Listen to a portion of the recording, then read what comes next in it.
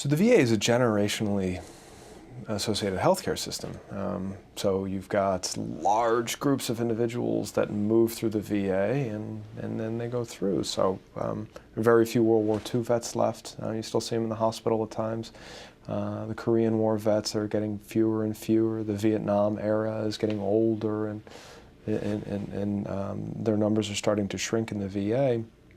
We look at our latest generation, the OEF, OIF, now OND, Operation New Dawn we're in now. How do we pull these folks through and make sure that their health care there? And how do we prioritize care for, obviously still taking care of the chronic Vietnam population who need dialysis units and ICUs and long-term care facilities versus a younger population who've got combat stress syndromes and cognitive issues from traumatic brain injury and pain. I can tell you that there are constant planning sessions in terms of how do we focus forward? How are we going to take care of individuals who've had severe penetrating head injuries and who are in a mother's home? What happens when mom gets old? How do we get that individual back? So we look at different pilot programs across the country that have been started.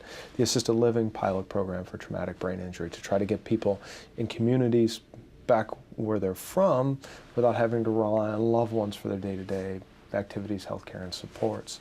So it's a constant balance in the VA from a resource perspective. I can tell you, just having been in a lot of the meetings, that there is a huge dedication to make sure that we're not just doing what's necessary today, but as we focus down into the future, as resources change and shift and shrink and grow, how do we continue to meet the needs of the population? I for one, think it's incredibly important that the VA continues to exist to be able to support folks who have sacrificed quite a bit in the service of their country because they need a place to go where they have people like them, that people hopefully can understand the culture that they came from and the issues that they carry forward with them and help support them. So I'm going to be with the VA for a long time.